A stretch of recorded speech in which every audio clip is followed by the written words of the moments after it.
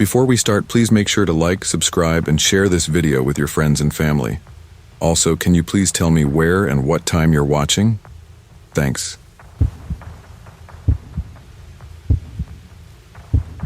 Working as a doorman in a residential building was not a job I ever aspired to. It was monotonous, uneventful, and, quite frankly, depressing.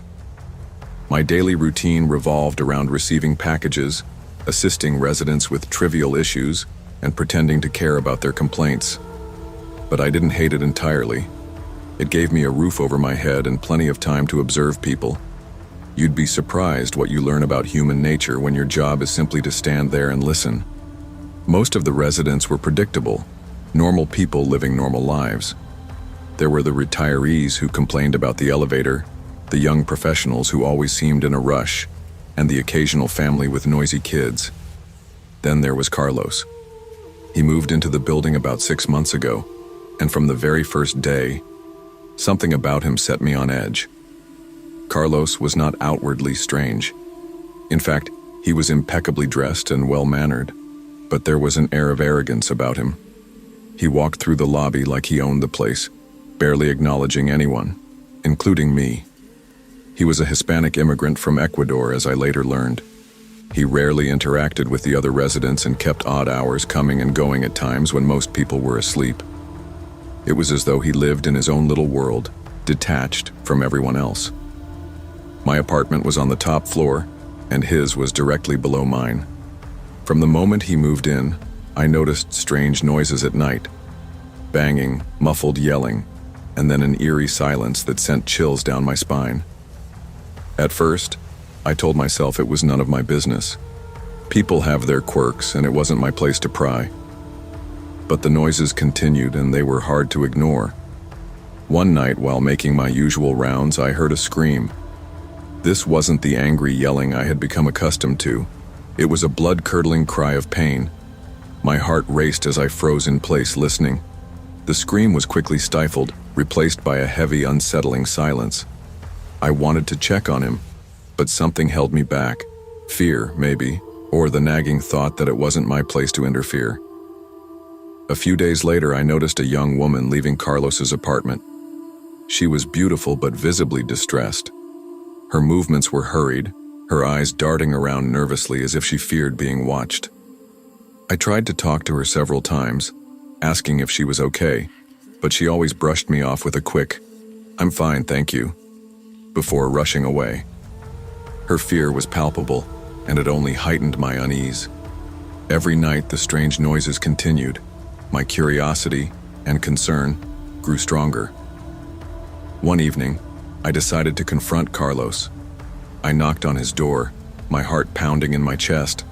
When he opened it, he greeted me with a smug smile that made my skin crawl. "Can I help you, janitor?" he asked, his tone dripping with condescension. Holding back my irritation, I said, "I've been hearing strange noises coming from your apartment at night. Is everything okay?" Carlos's smile widened. "Oh, that? Don't worry. We're just watching horror movies." We both knew he was lying, but there was nothing I could do. His calm demeanor and dismissive attitude left me feeling helpless. I walked away, but the unease lingered. Days turned into weeks, and the situation only grew more unsettling.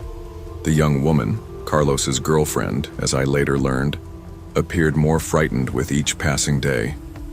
One evening, I finally managed to stop her as she was leaving the apartment. "Are you okay?" I asked, my voice low and cautious. She hesitated, her eyes welling up with tears. "I can't talk. He'll kill me if I do," she whispered before darting down the hallway. My stomach churned. This was no longer just a case of strange noises or a bad neighbor. Something was very wrong. The breaking point came late one night.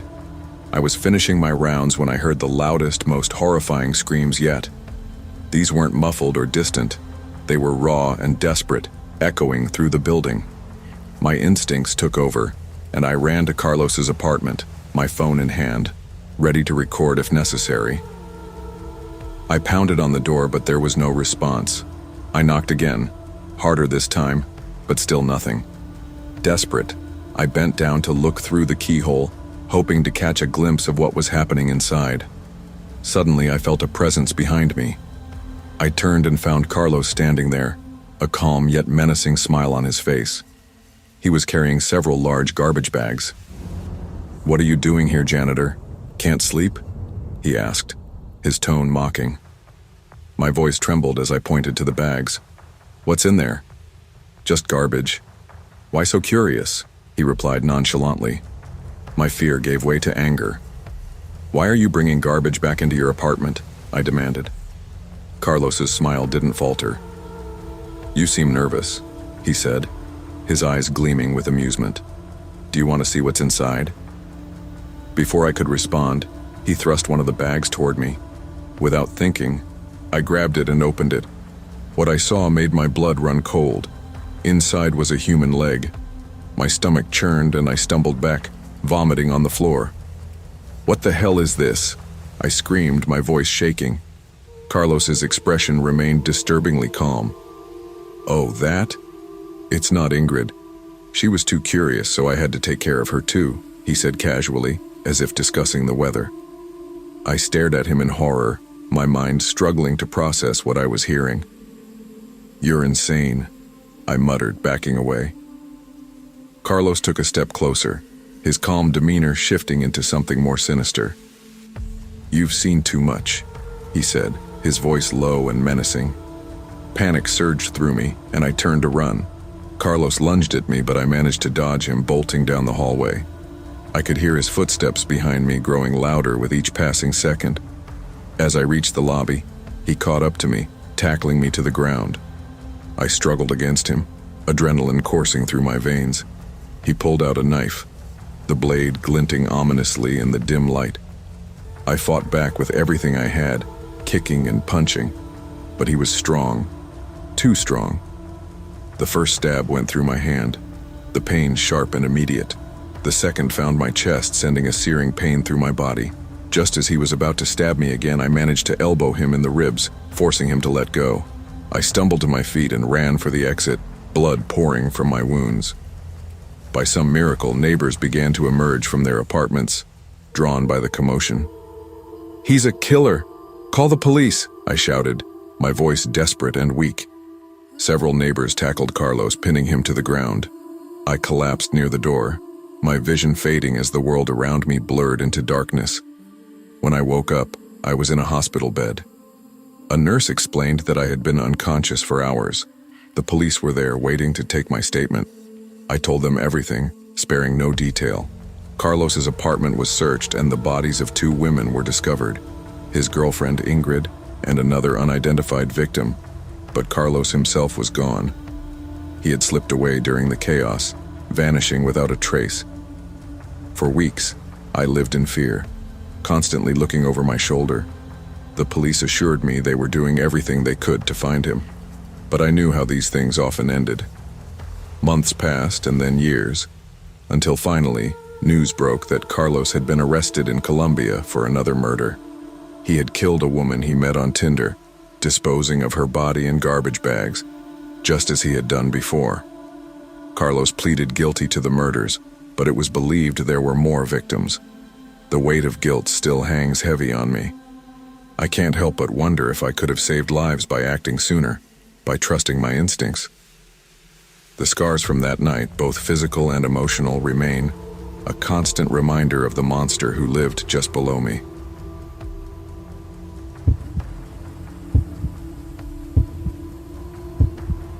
It all started one cold night in December. I was 16 years old, tired of the monotony of my life. I had always been the girl who did the right thing, the one who never got into trouble. But at that point in the year, the pressure of exams and the lack of excitement had me on edge.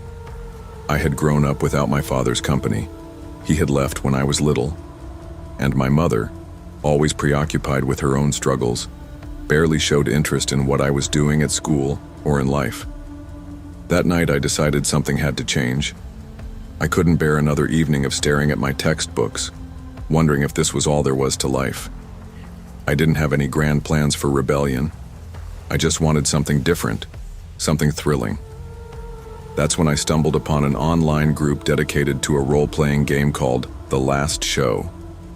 The premise was intriguing. Players came up with challenges and adventures that mimicked the excitement of horror movies and urban legends. It was an opportunity to escape my mundane reality, if only for a little while. The moment I logged in, I felt a rush of adrenaline. The interface was dark and eerie, with flickering lights and ominous music playing in the background. It was in that virtual world that I met Matt. He was 18, charming and charismatic, with a captivating smile that made it easy to trust him. We clicked almost instantly. Matt had this way of making me feel like I was the most interesting person in the world.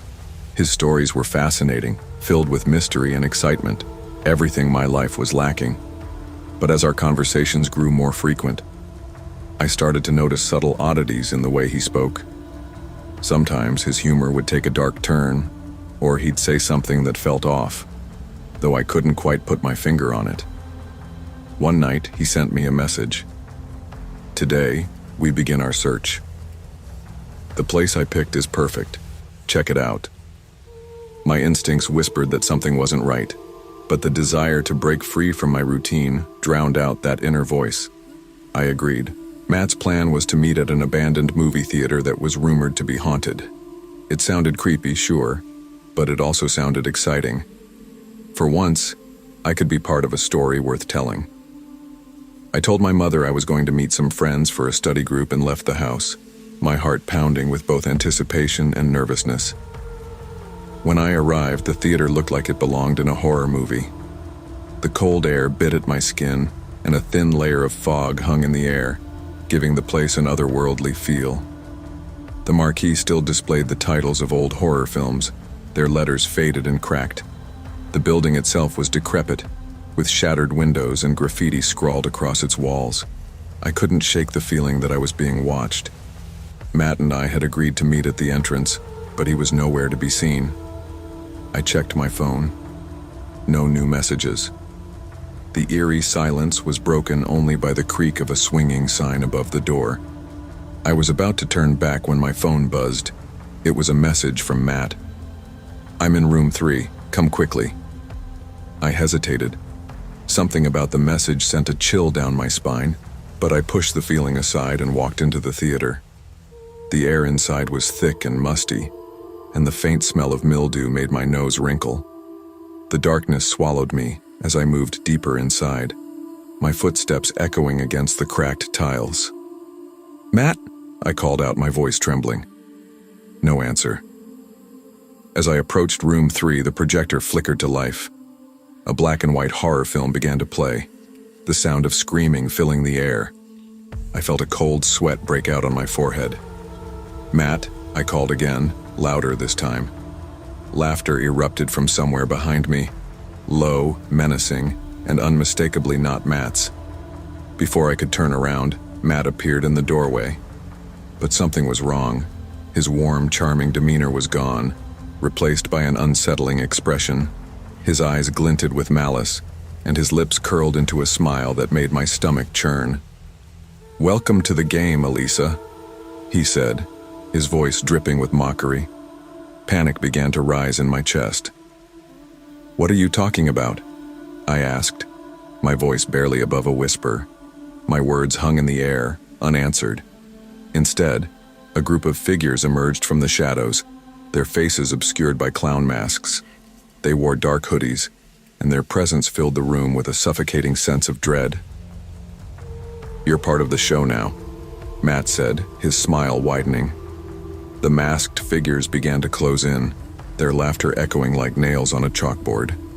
My instincts screamed at me to run, and I did. I turned and bolted toward the exit, my heart pounding so hard I thought it might burst. The theater became a maze of locked doors and dead ends. The masked figures were relentless, their footsteps echoing behind me. "You can't run forever," one of them taunted, their voice distorted and cruel. Desperation fueled my legs as I searched for an escape route. Finally, I spotted a small window at the end of a hallway. Without hesitation, I ran to it and kicked it with all my strength. The glass shattered, and I scrambled through the opening, landing in a dark alley behind the theater. I didn't stop running until I reached a busy street.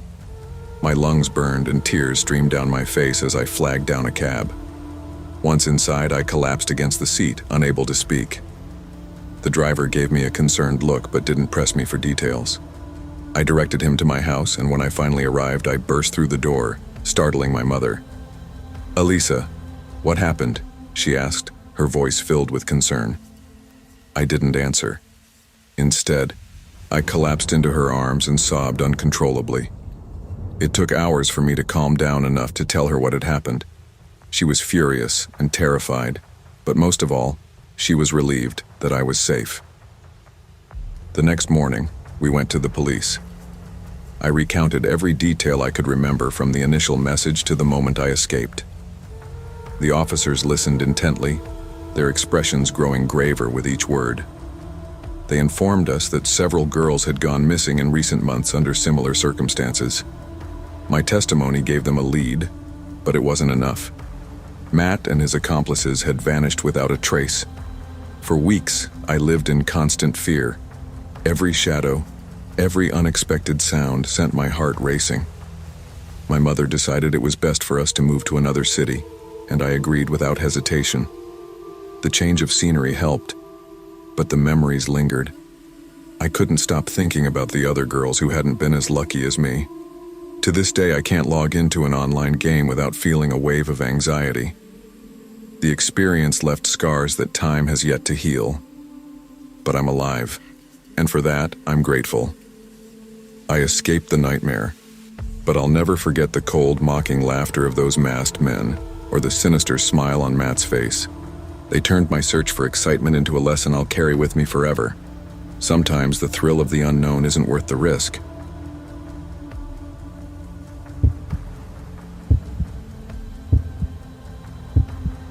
This happened when I was 20 years old in 1981 in Los Angeles. It was a time of neon signs, buzzing nightlife, and a city alive with energy.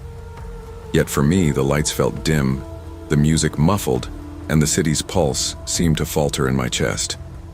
I was going through one of the most difficult times of my life, trying to mend the pieces of my heart after breaking up with Mila, my girlfriend of 7 years. 7 years. It felt like a lifetime when you're that young, like I'd lost not just a partner but an essential part of myself. The breakup had been mutual, or so we had told ourselves.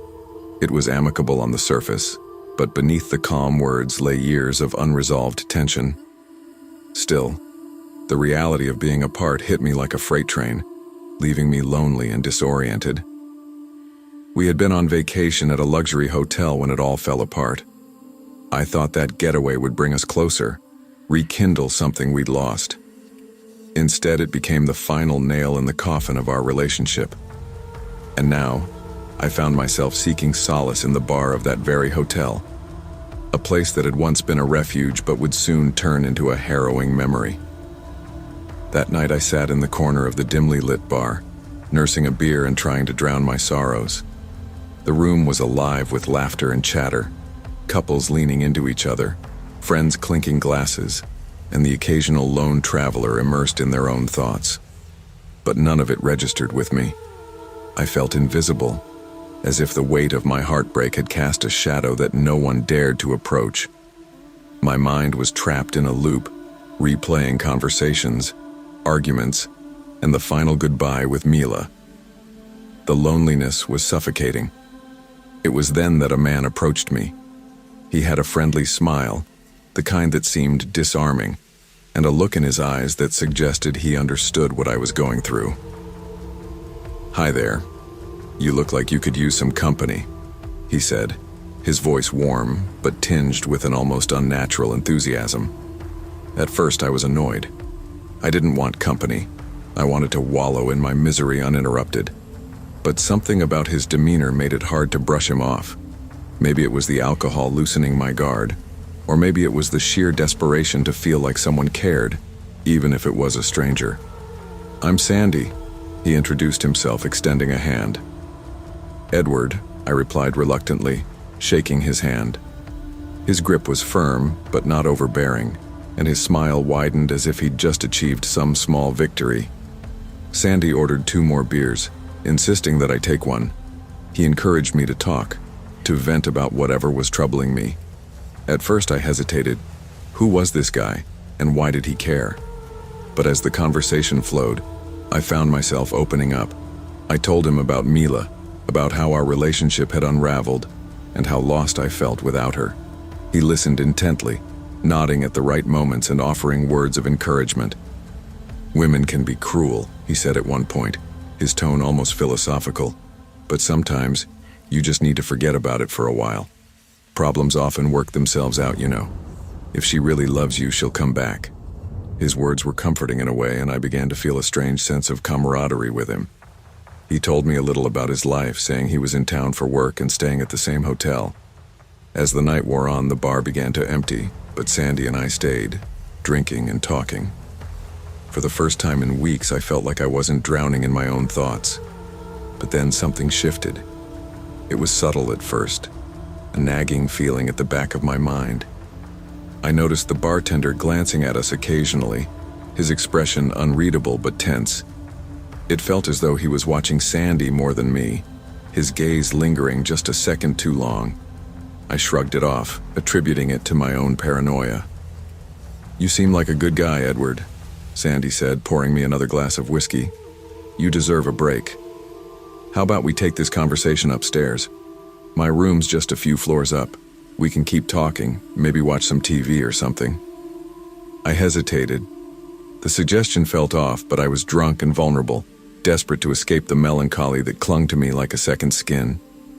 Against my better judgment, I agreed. The elevator ride was a blur, and by the time we reached his room, the alcohol had dulled my senses considerably. His room was nearly identical to mine, a standard hotel setup with a king-sized bed, a small sitting area, and a minibar. We sat on the couch, and he handed me another drink. I took it without thinking, grateful for the distraction. But as the conversation continued, I began to feel strange. My vision blurred, and a heavy lethargy settled over me. I tried to stand, but my legs refused to cooperate. Panic began to creep in as I realized something was very wrong. "Just relax," Sandy said, his voice now a distant echo. "Everything will be fine." The next thing I knew, I woke up to searing pain in my head. My wrists and ankles were bound tightly with rough ropes, and I was lying on the bed. Panic surged through me as I struggled against my restraints, the coarse fibers biting into my skin. Sandy stood at the foot of the bed, watching me with a chilling smile. "What are you doing?" I croaked, my voice barely a whisper. He didn't answer immediately. Instead, he picked up a bottle of vodka and began pouring its contents into my mouth. I choked, sputtering as the liquid burned its way down my throat. "Don't worry," he said, his tone almost soothing. "I'm just helping you forget." Then he produced a razor, running the blade lightly over my chest. The sharp pain made me gasp, and blood welled up from the shallow cuts. His expression was one of fascination, as if he were an artist admiring his work. "I've always been fascinated by the human anatomy," he mused. "Each body is a unique map, don't you think?" Terror gripped me as his words sank in. This wasn't just a sick joke or a robbery gone wrong.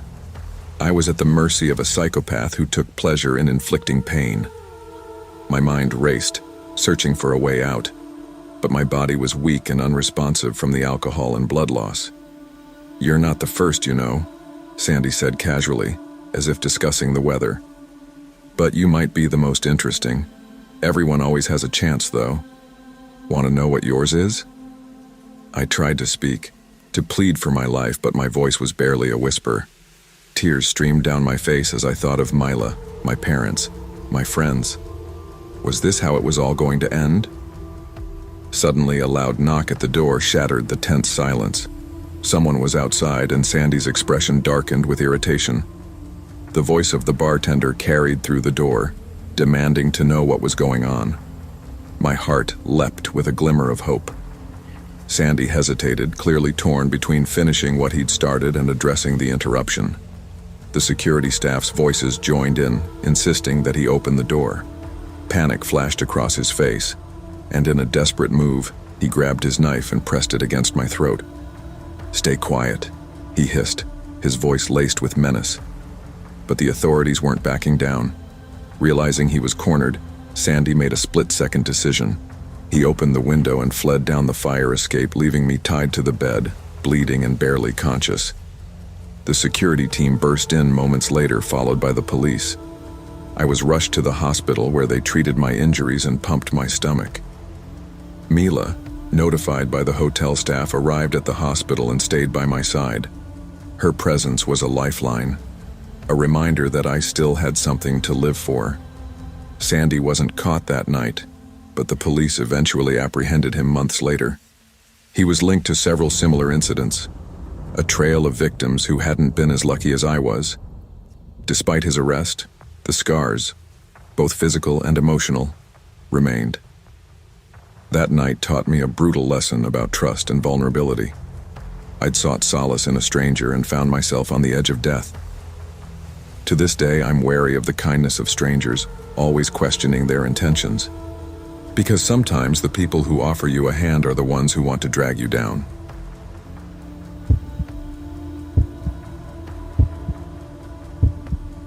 A long time ago, I decided to seek help for my anxiety disorder and depression. I had just ended a 5-year relationship and lost my job in the span of 2 months. This, coupled with my pre-existing mental health struggles, was a perfect recipe for disaster. The overwhelming weight of these losses became unbearable, and I began to experience intrusive suicidal thoughts that loomed over me daily. At that point, I knew I needed professional help as soon as possible. A close friend, seeing my distress, recommended a therapist named Dr. John Rosen. He was known for his unconventional yet reportedly effective methods. At the time, I had no idea what I was walking into. Dr. Rosen wasn't famous then, but he would later become notorious for a controversial technique called confrontation therapy. The premise was simple but intense, directly confronting trauma in a raw, unfiltered manner to expedite emotional recovery. My desperation made me willing to try anything. The first time I stepped into his office, I felt uneasy. The room was dimly lit, with dark wood furniture that seemed to swallow the light. Shelves lined with old books stretched up the walls, their musty scent adding to the oppressive atmosphere. I'd visited other therapists before, and their offices always had a comforting vibe. Dr. Rosen's space felt the opposite, foreboding, almost menacing. Something about it made me want to turn around and leave, but my desperation anchored me to my chair. Dr. Rosen himself was a man in his 50s, with piercing blue eyes that seemed to see through you. He greeted me with a cold smile that didn't reach his eyes. "I don't waste time," he said, his voice firm. "If you're serious about getting better, you'll need to trust my methods." He spoke with a confidence that was both reassuring and intimidating. I explained my situation, my voice trembling as I recounted the breakup, the job loss, and the all-encompassing despair that had brought me to his door. He nodded, jotting down notes in a leather-bound notebook. "Your case is promising," he said. "Confrontation therapy will help you. It's not for the faint of heart, but I believe you have what it takes."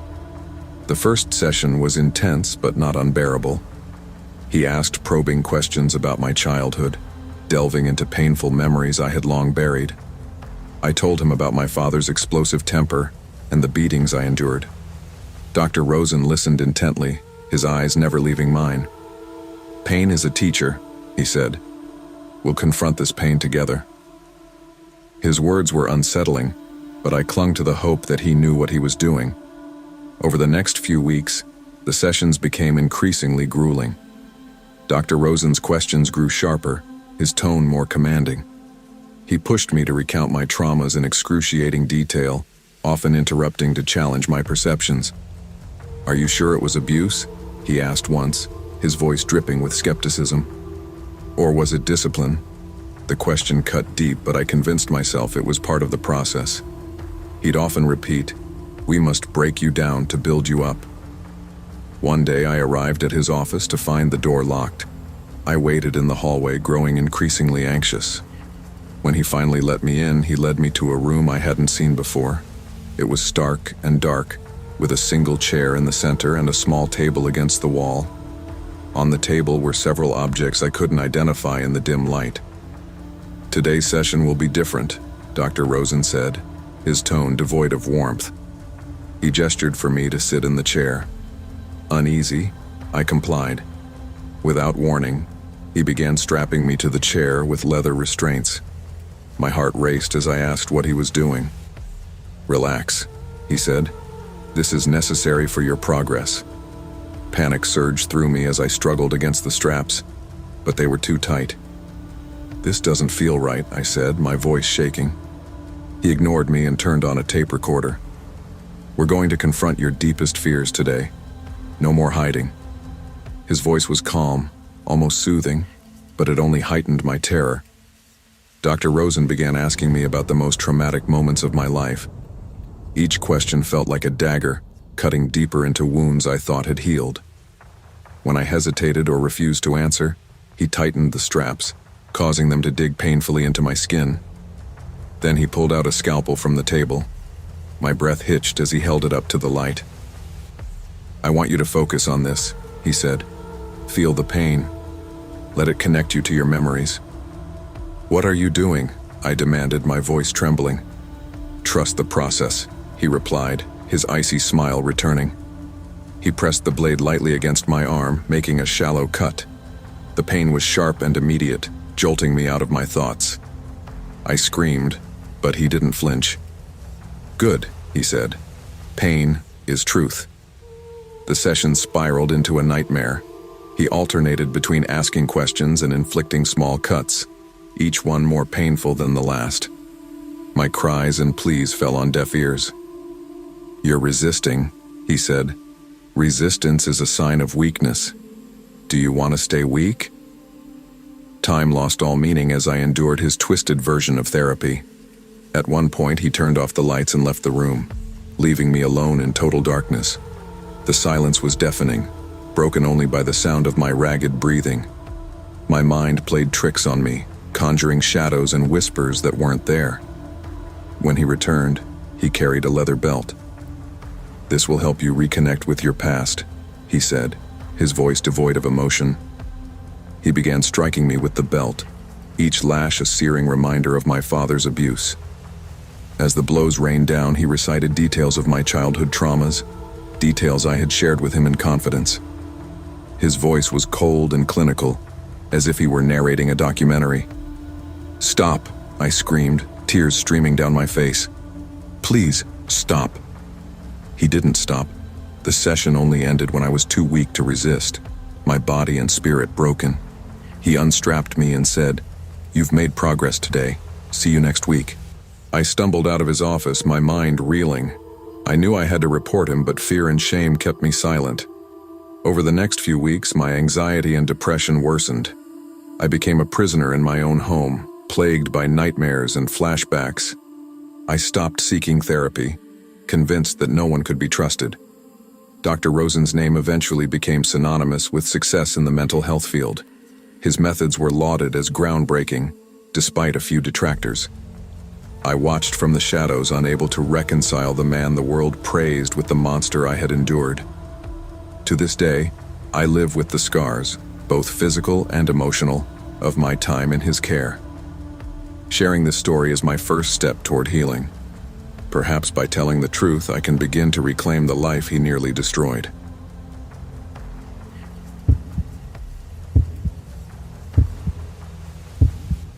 It was around 10 p.m., and I was at home, enjoying a relaxed evening of cards and beers with my two best friends, Paul and Harrison. These two were the most brilliant yet maddeningly unpredictable minds I had ever known. It had been ages since we had a game night like this, and I was soaking it all in, until Harrison, with his usual flair for harebrained schemes, brought up the idea of visiting the infamous hillside village. "Let's go," he said, leaning back in his chair with a mischievous grin. "It'll be exciting, and we'll see if the stories are true." The room fell silent. I glanced at Paul, who raised an eyebrow, clearly intrigued. I, on the other hand, immediately rejected the idea. Absolutely not. That place is supposed to be one of the most haunted spots in town, I said, shaking my head. You know I don't do ghosts. Come on, it'll be fun, Paul chimed in. You call getting scared out of your mind fun? I shot back. But Harrison and Paul were relentless. Among friends, the more you resist, the more they push. A few minutes later, I found myself in Harrison's car, clutching my seatbelt and quietly cursing myself for caving in. Why are we doing this? I muttered under my breath as the car roared to life. Because it's thrilling, Harrison said, counting his reasons on his fingers. 1, it's exciting. 2, it's fun. And 3, we'll finally find out if the rumors are true. The journey to Hillside Village was uneventful until we saw her, a girl sitting in the middle of the road, her figure illuminated by our headlights. Paul slammed on the brakes, and the car came to a screeching halt. What the hell is she doing out here? I whispered, my heart pounding. Should I turn around? Paul asked nervously. No, wait, Harrison said, leaning forward. What if she needs help? Or what if she's the start of every horror movie ever?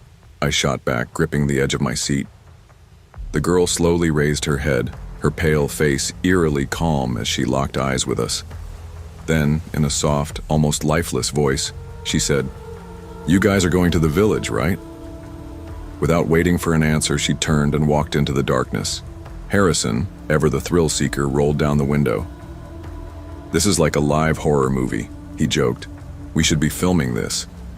I glared at him. You're insane. By the time we reached Hillside Village, the air was thick with an unnatural stillness. The blissful villa loomed before us, its grand architecture cloaked in decay and shadow. It was the kind of place that made your skin crawl before you even stepped inside. This place is massive, Paul said, his voice laced with both awe and unease.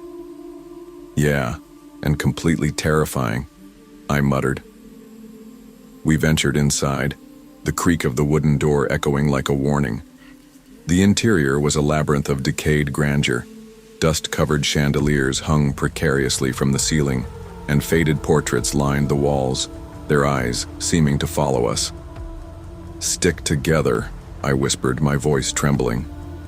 As we moved deeper into the house, I realized I'd gotten ahead of the others. Turning back, I saw Paul lying on the floor, unconscious. Harrison stood frozen, his eyes wide with terror.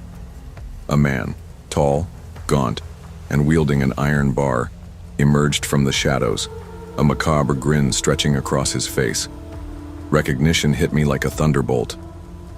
That's the escaped killer from the news, I gasped. The man stepped toward us and instinct took over. Grabbing Harrison, I bolted.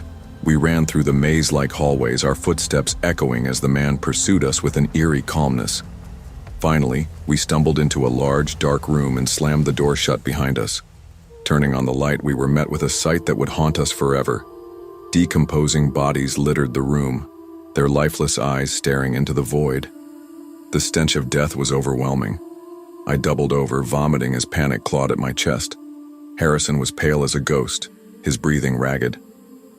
What do we do? He whispered, his voice trembling. Don't call 911, I managed, though I wasn't sure why. But Harrison was already dialing, his fingers shaking as he tried to keep calm. The operator's voice was a lifeline in the storm. Help is on the way, she assured us. The sound of heavy footsteps outside the door sent a fresh wave of terror through me. Do you think Paul's still alive? I asked, my voice barely audible. Harrison didn't answer. He just stared at me, his eyes filled with unspeakable fear. Minutes felt like hours. The footsteps stopped, and then came the sound of sirens. Relief flooded through me as the police stormed the villa, apprehending the killer before he could get inside the room. The nightmare was over. Outside, we learned Paul was alive, though injured. We were rushed to the hospital, and as we recovered, the news began to unravel the horrors of the villa. The bodies in the room were all women, victims of the psychopath.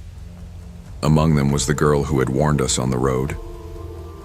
Real horror, I realized, didn't always wear a ghostly face. Sometimes it had human eyes and a twisted smile, lurking in the shadows of places like Hillside Village. As the days passed, I couldn't shake the memories of that night. The blissful villa had left an indelible mark on all of us. Harrison, usually so full of reckless energy, was subdued. Paul was recovering physically, but the trauma lingered in his eyes. And me? I couldn't stop replaying the events in my head, searching for answers. Why did she warn us? I asked one evening as we sat in Harrison's living room, nursing cups of coffee. Harrison stared into his mug. Maybe she wanted us to find her, to stop him. Paul, still pale and weak, shook his head. Or maybe she was just another victim, trying to save someone else from her fate. The thought chilled me to the bone.